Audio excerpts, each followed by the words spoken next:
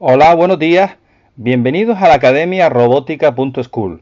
En esta sexta clase sobre las resistencias vas a aprender qué es una resistencia del tipo NTC, qué es una resistencia del tipo PTC. En esta foto puedes ver que las resistencias de este tipo tienen una cápsula diferente a las resistencias que conocemos nosotros de siempre.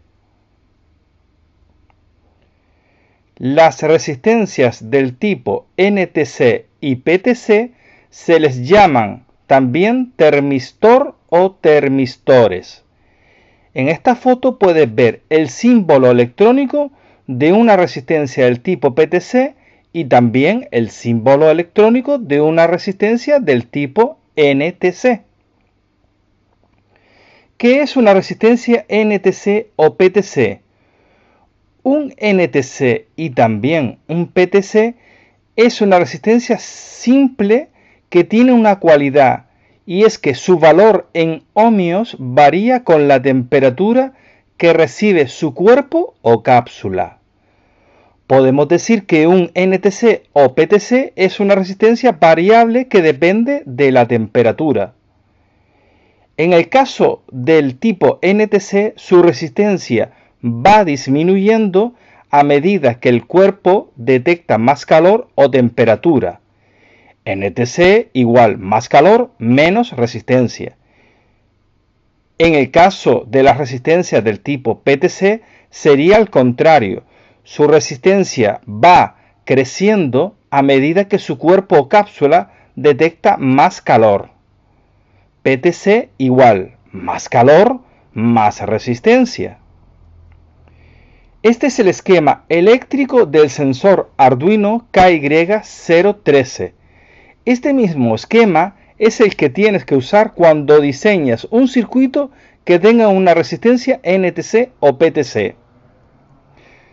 Si te fijas en el esquema de conexión de un termistor, conectarlo a la entrada digital de una placa de Arduino es muy simple. Consiste en poner el NTC o PTC en serie con una resistencia A más 5 voltios o VCC y luego en el centro de ambas sacar la señal al Arduino o a nuestra CPU, normalmente a la entrada de un puerto analógico. La salida del esquema que va al Arduino nos entrega un valor de tensión o voltaje variable que depende del calor que llegue al cuerpo o a la cápsula de nuestra resistencia del tipo NTC o PTC. O sea, el Arduino no mide la resistencia, el Arduino lee el voltaje que hay en esa entrada y nos entrega un valor numérico en función del voltaje que le llega. El termistor PTC y NTC puede llegar a tener cápsulas muy similares, pero casi siempre en ellas nos indica si es un PTC o un NTC, como puedes ver en la imagen de la fotografía. En esta imagen puedes ver los diferentes aspectos físicos que pueden tener la cápsula de un termistor del tipo NTC. En esta imagen también puedes ver los diferentes aspectos físicos que puede tener la cápsula de un termistor del tipo PTC. ¿Qué averías tienen los termistores? Durante muchos años han sido piezas que han dado pocos problemas o averías. Destacan por averiarse el típico termistor que traen los televisores y monitores en sus fuentes de alimentación, y ahora en la actualidad se averían mucho los que vienen dentro de los teléfonos móviles que son del tipo SMD.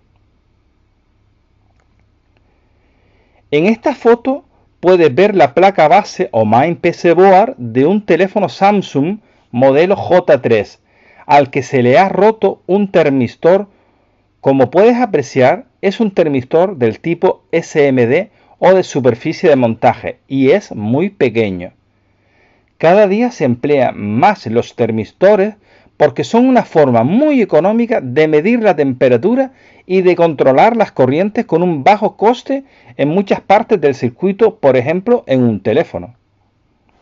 Para saber si un termistor está averiado, lo que tenemos que hacer es medir su valor en ohmios como si fuese una resistencia normal. Y si queremos asegurarnos al máximo, podemos aplicarle calor al termistor, por ejemplo, asecando un soldador o un secador a su cápsula y así ver cómo su resistencia varía con la temperatura. Nota final. Hemos aprendido a reconocer los termistores del tipo NTC y PTC. También hemos aprendido qué son y para qué se usan los termistores.